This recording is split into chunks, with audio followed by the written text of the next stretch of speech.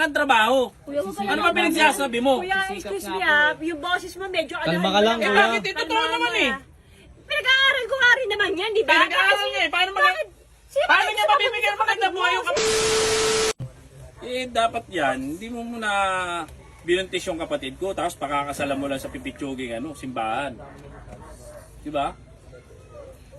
Napakasimple lang naman nun. Hindi lang naman yung binabalak namin para kahit paano maidaos lang naman yung kasal ng dalawa. Hindi naman kasi yung pinangarap ng tatay namin, nakasal para sa kapatid ko.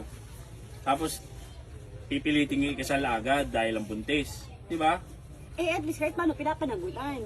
Kahit na. Eh yung pinag-aralan ng kapatid ko, paano?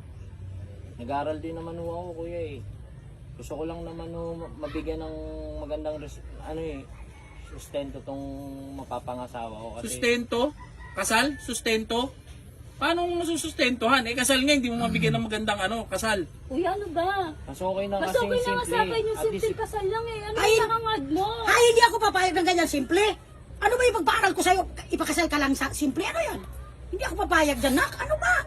Nag-aaral pa rin naman yung kapatid ko eh. Ayun na nga, nag-aaral nagsisikap naman ako, kuya eh. Nagsisikap? Di sana, nagsikap ka muna bago mo niligawan yung kapatid ko. Hindi yung Nandiyan na nga yan. Nandiyan na nga yan. Wala na nga tayong magagawa. At least kahit paano napunta kami. Kaya nga, at least nagpunta kami rito para sa anak ninyo. Diba? Kapatid mo, papakasalan ng kapatid ko. Kaysa naman katulad ng iba lalaki dyan, tinatakbuhan na lang yung responsibilidad nila. Salamat nga kayo. Umano yung hindi, kapatid kaya namin, naman no? namin buhayin yung kapatid ko eh. Kaya naman namin yun eh. Kasi ganito yon. Simpleng kasal lang talaga ang gusto nyo. Ay, hindi ako papayag niyan. Nakita mo ang si nanay, hindi asawa po papayag. ko? Oh, ang papa niyan, papayag ba ng simpleng kasal? Saan nyo ipakasal yan? Sa ano lang? Sa simbahan? Mahirap naman yung papakasalan ko siya sa Ingrande tapos pag nanganak siya wala kaming kakainin. Oh, yun na nga, yun na nga. Diba? Mas okay na yung simpleng kasal lang pero may bibigay ako sa kanya pag nanganak siya. Magandang buhay pa nung anak niya. Paano magiging magandang buhay? Eh, wala kang trabaho. Kuya, huwag ka Ano naman- ba pinagsasabi mo? Kuya, excuse me yung boses mo medyo Kalma ka lang, Eh kuya. bakit? Ito totoo naman eh. Pinag-aaral ko nga rin naman yan, di ba? Pinag-aaral niya eh. Paano niya mabibigyan ng magandang buhay yung kapatid ko? Sino ba kapatid mo? Sino ba gusto? Di ba? Wala naman, di ba? Parehas naman Para tayo sa ng kanila rito, ginusto ah. yan eh. Nak, hindi tayo papayag na ikasal yung kapatid mo. Ikaw, hindi ako papayag. Ano problema eh?